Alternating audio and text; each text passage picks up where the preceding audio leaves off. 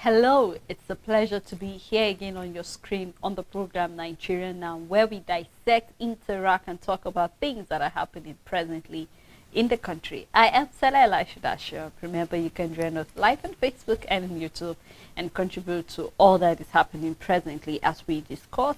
And I'll be doing the program alongside Rachel Tanzi. Good afternoon. Afternoon, sir. All right, we have quite a number of things on Yes, our we table, do. and I think it's important that we get straight into it. Starting with the Senate, we're saying that the Senate have actually won, or actually is telling the federal government to actually halt on the issue of increasing electricity tariff. We will recall that the Minister of Power said that the way things are presently, looking at the debt that the federal government is owing, it is important that they remove the talking about paying of electricity subsidy, and then that means Yeah. higher price pay for it. But here we're seeing Nigerians talking about, I mean, why would you ask Nigerians to pay a higher amount when it comes to electricity? Number one, Nigerians cannot even see the power. Yeah. Secondly, again, with the hardship that is happening presently, we do not want to add more hardship to Nigeria. And I think that is a point of view Senate is coming, looking at the situation of things presently. It is a bad timing, totally bad timing, to actually remove the electricity subsidy, and that means paying off more. But I think I have to applaud the Senate. I mean, I'm happy with the step they have taken. I think so far this year, it is a good news for me coming from them, that the fact that they're actually with Nigerians. And I remember when Apabio said, I mean, the way things are, it's more like a father and the children. You will not be happy when your children are starving. And I think this is the point where Senate is coming from. So we have to applaud them. But then how far or how long can the government maintain this? Because this means that they have to actually pay this discourse that they are owing the money for this. We're seeing that there's even a committee that has been set to probe into the 2 trillion naira that the minister said that they are actually owing to the power generation discourse. So I think it is important that we look into the step that Senate is taking in relation to the fact that we don't even have the power. So what step is the government taking presently to make sure that in as much as the electricity tariff will be maintained, even though I'm kind of concerned, because every time we hear that there will be no increase, the increase do comes in systematically. Somehow you hear, in fact, most time when there's an increase, we are not even aware. You see that, for example, you go to pay 2,000 naira, and then the unit you get to purchase is possibly maybe something that will not even last you a week or 2 weeks, depending on the gadgets, electronics that you have at home. So in as much as we say Senate is say, okay, let there be halt for now. We don't know how long the halt will be. But then what are some of the steps that we feel the Senate should actually put in place? Because it's very important when it comes to the issue of power.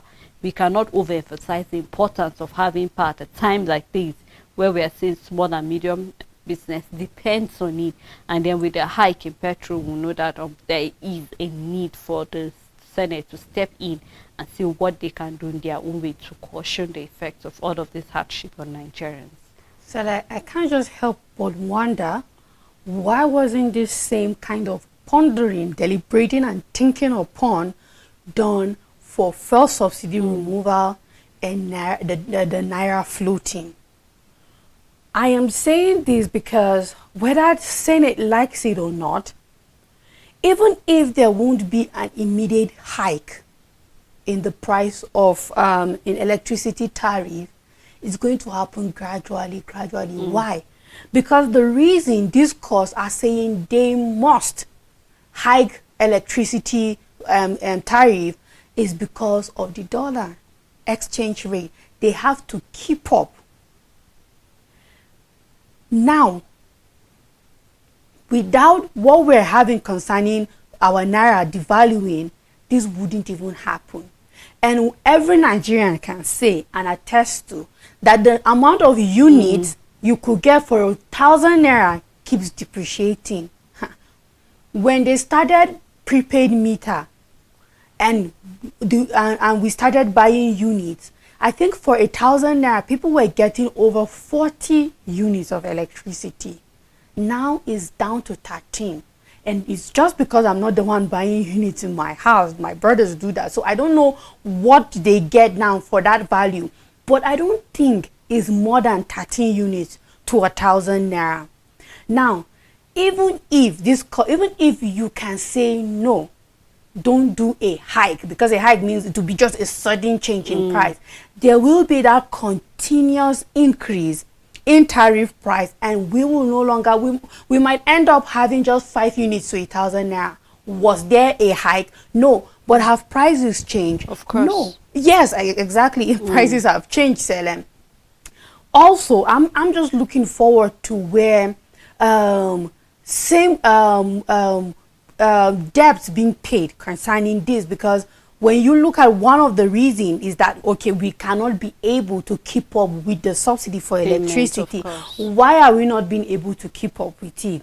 Because of our naira currency, because we have been paying this electricity subsidy, but now due to the nature of things going on, we have to, we are seeing discourse coming saying the way we are seeing MDA is not paying billions of naira. We're having the presidential villa also in debt when it comes to electricity. Now this discourse have to pay back to the GenCos, and then we are seeing that it's just a cycle that keeps going round and round and round.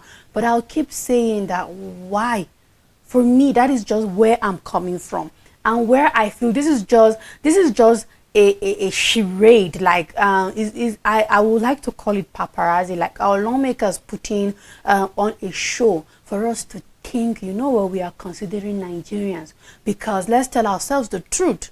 Why are you not talking about no longer? Why are you not pushing for the federal government to stop floating the naira? Why are you not asking them to put things back in place when you know that without that, this won't even be happening in the first place? But you see, now we have them sitting down and making it look like they really care about Nigerians, because you just keep the, don't hike the tariff. We'll try our best. We will probe a 2 trillion naira subsidy. It means somebody have not even been paying the subsidy in the first place. To say 2 trillion naira was given for subsidy, this cause are saying they've not seen it. All those back and forth, you can also see corruption in full force playing. Of course. That is why I keep saying, our leaders keep beating around the bush, even when you know exactly what's the problem and you know what is the solution. So whether or not this course put a tariff high, we will keep seeing that the units keep going low. We will definitely see that slow and steady. You will not even be able to get anything significant for 1,000 naira when it comes to electricity in this country when you're trying to get your units. And then what is the reason? Why is this cost saying we must hike, we must hike? It's because of our currency and the exchange value as against the dollar. So what is the real problem? Is it telling them not to put the hike? Is it telling them we'll pay the subsidy, or working towards our currency gaining back its value in the first place? But it's a good thing. Let's just see them stepping in and talking and making us feel like they are on the issues of hardship in this country. But we will eventually, gradually, slow and steady, just keep seeing this hike in electricity tariff. Richard, it's not even this year. I mean, we've been having this conversation from last year. Yes. There have been this threat, that there will be an increase on electricity yes. tariff. So it was like more like back and forth. And they gave us valid reasons why they feel they cannot maintain with the continual payment of the electricity subsidy. And then it seems as if, okay, they said, okay, if they are not going to, they're just going to change the prices, how much you need, and then trying to explain to people, to a layman, to understand what it means. That is to say, for example, if you were actually buying 30 units for 1,000 naira, what it implies is the fact that you will actually we'll see a reduction in the unit you buy for the same amount, or we have to increase the amount, and then you keep maintaining that same unit. So it's just a back and forth, and then I just don't know, because it's still it's more like a coincidence, because we saw IMF talking about the fact that they have to be removal of it. We saw where Falana came out to say, you know what, we can, Nigerians, this is, we are adding more pain to them, and then it was more like back and forth before we saw the Minister of Power saying that yes, we just have to hide this, and then Senate coming. And just like you said, why are we not seeing them stepping in? And then I keep asking the question. It seems as if sometimes our lawmakers don't know when to step in and when not to step in. We don't even have check and balance as it's supposed to be.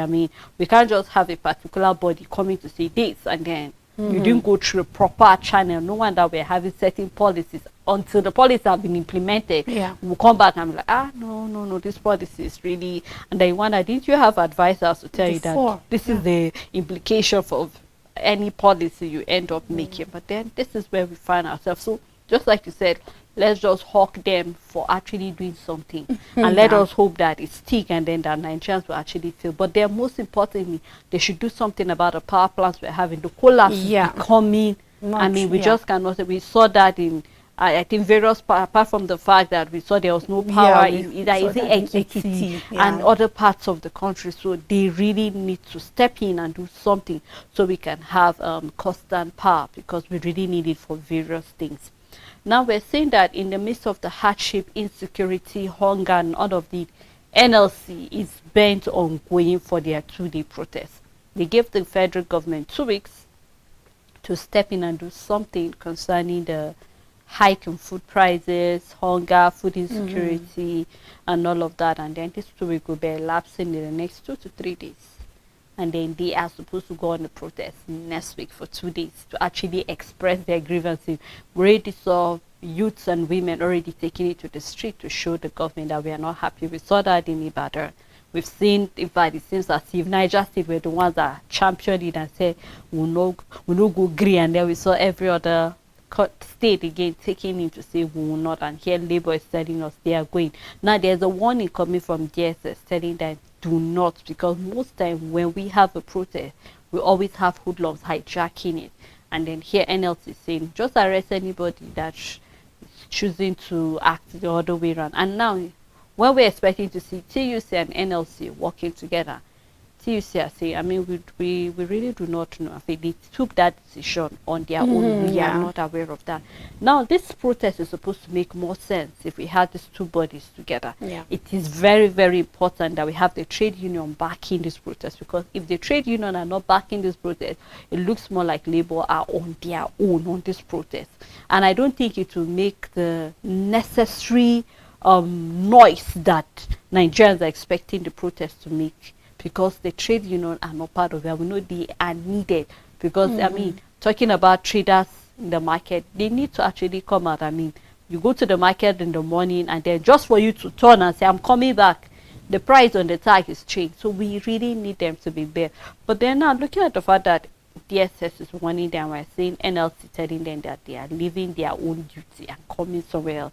I just want you to actually clarify this, Rachel. I mean, this is more like a friction to me. So I really want you to come in and step in. I mean, because yes, we always have hoodlums doing this. But what can NLC or what can the government do? Because apart from the fact that NLC, we've always had issues whereby there is a protest, a peaceful protest, and then we have some individuals causing chaos, eventually taking advantage of such protests. How can the government actually curtail this or help to stop all of this eventually from happening? And that was exactly what I wanted to say, that you know what, that is actually the job of DSS. But yet they are taking the job of warning NLC, which is not their job description. But before we talk about DSS, I'd just like to go back to NLC and then the TUC, the little bit of disagreement, and the friction they are having. It's organized labor. You gave the federal government ultimatum that after this period of time, you're going on strike. So how is it that TUC is now saying that NLC are taking the strike decision on their own? We saw it on the papers when you gave that ultimatum. It wasn't just NLC single-handedly that gave that. They're saying they're not backing the protests. Except if you say you are no longer interested and then you step out. But this is where I keep saying, why do our organized labor keep coming out as if they don't know what they are doing? At a time when Nigerians are trusting on you to put your feet on the ground so that the government will act. Now imagine with this kind of thing now, don't you think the federal government will start telling Labour, go and sort your issues before you come to us? Will they listen to them? Of course not. You have been talking about it. We saw you kicking against many other things, NAFDAC and all of that. And when you give the ultimatum, you will see Ajero here, and then you see Osifo at the side. And they're always talking about going all the ultimatum and all the strike.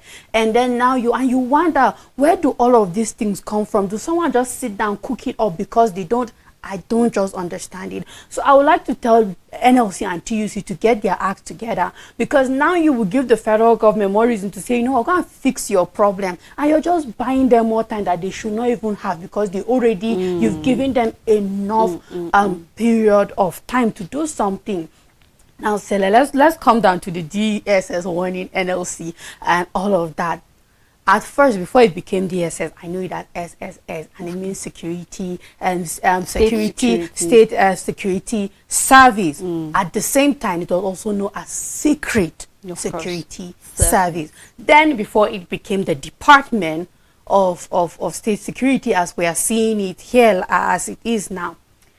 And what makes it secret is because we would like to call them as people on undercover mission. Yes, special that body. is your, like, these are special ops guys or operative and all of that.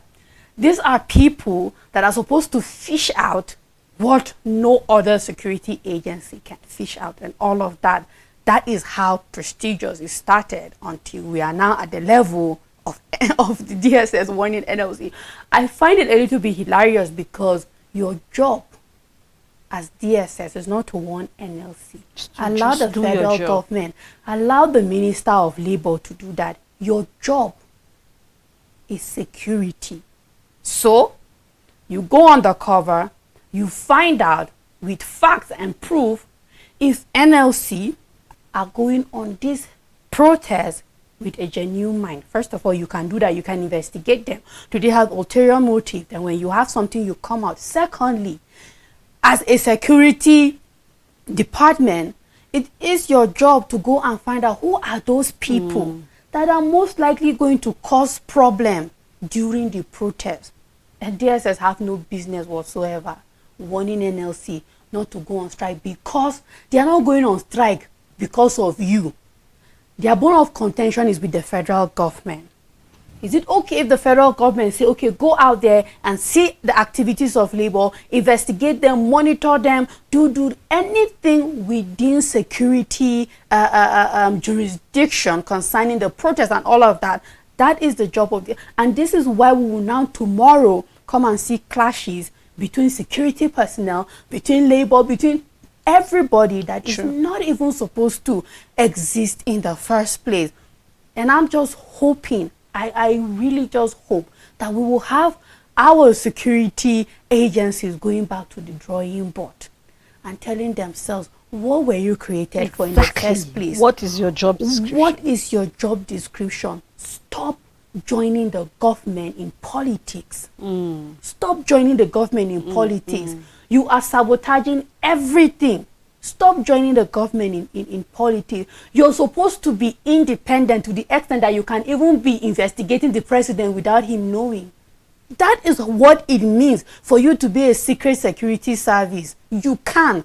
But when you keep meddling with politics, then you become a politician, and then the job that you're supposed to be doing, you're not doing it there. And we are seeing insecurity taking different forms. And yet we have such a department in Nigeria, fully funded, going for trainings, getting resources, well paid, and all of that. And we are still seeing some of the things that we are seeing in this country. I mean, I just hope, Sele, that we really get it right in Nigeria, because it's heartbreaking on every level. It is. Very true, Rachel. Because sometimes, these are some of the acts coming from our security departments or body that give room to some of the notion that people have, that this body is more like a talk.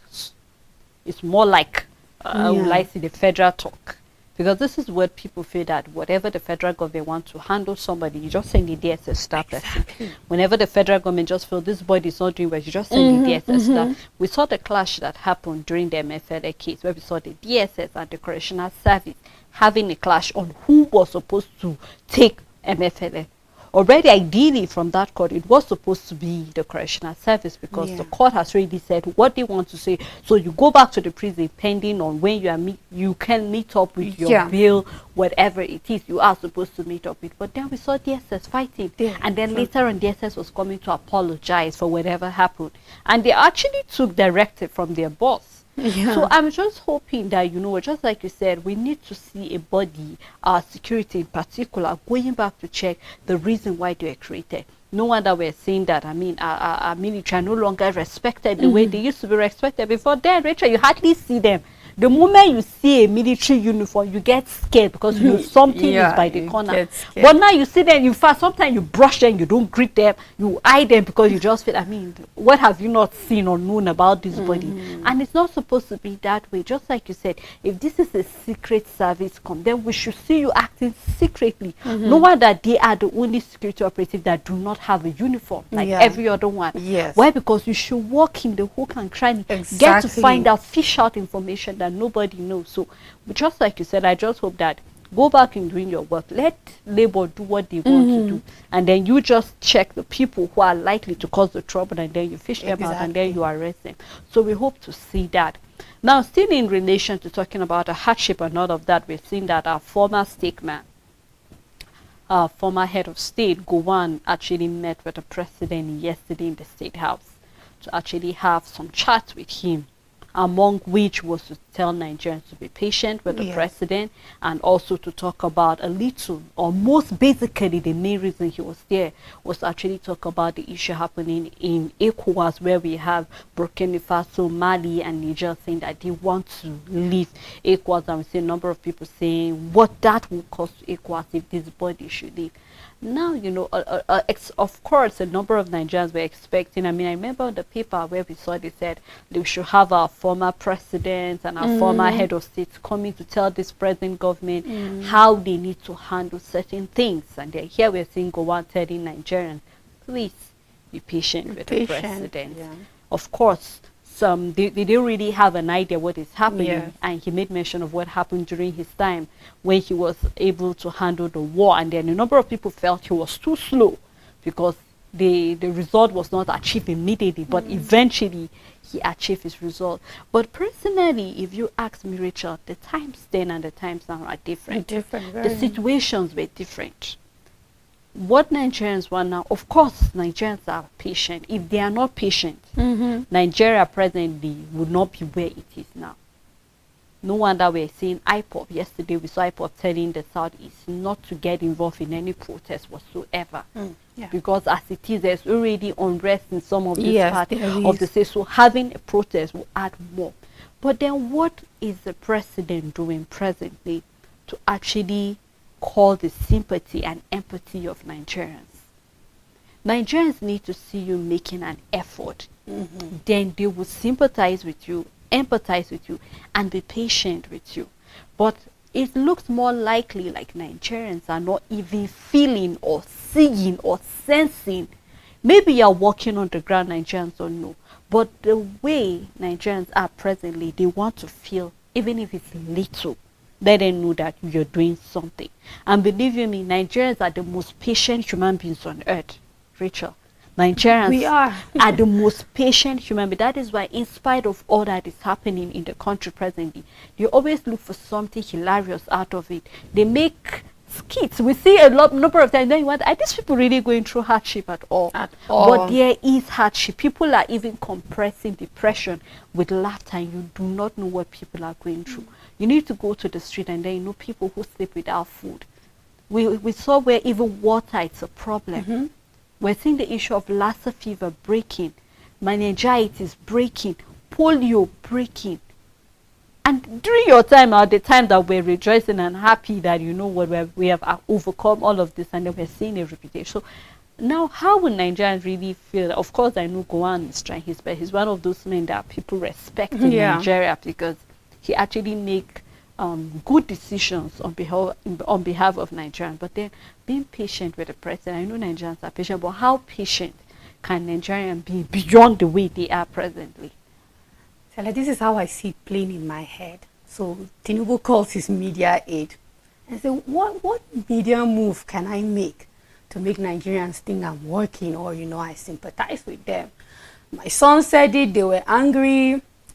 My daughter said it and they were angry. We have the finance minister saying it, they are angry. And okay, so what media move? And then his media advisors and aide will be like, you know what, we can invite Gowon. You know, he's a respectable man. Let him come, sit down, chit chat about ECOWAS, the military junta. And then when he comes out, he will give one good speech or another and tell Nigerians to be patient. And that's just how it played out. Because in the end, that is not what we want to hear. And nobody will go after Gowon. No, everybody will just listen to him and be like, nobody will say anything. There might not be those banter and those aggression, like how when it came from Wale, his son, or his daughter, concerning telling Nigerians to be patient, or him, because nobody will listen to you, and then perhaps nobody will go out going. This is how I see it playing. And then it is a picture that shows, you know, if we are able to pull this off, they will think I'm serious. I'm calling people to give me advice on what to do and what not to do. I am open to, you know, grow Nigeria and all of that. But in the end, you know the thing that you're supposed to do. And I'll keep emphasizing on that. And just as you said, which Nigerian have not been patient? Who are you sending the whole patient message to? Every day we wake up, we are patient with you. Now the thing is that it's not about being patient. If we want ease of hardship, and you're not doing anything about it, we are not seeing you putting anything in place. You're not. So does go on telling us to be patient, cease the hunger? It doesn't. Does any other person telling us to be patient stop the hardship? It doesn't. Let's stop making it look like the word patient is an antidote for the hardship.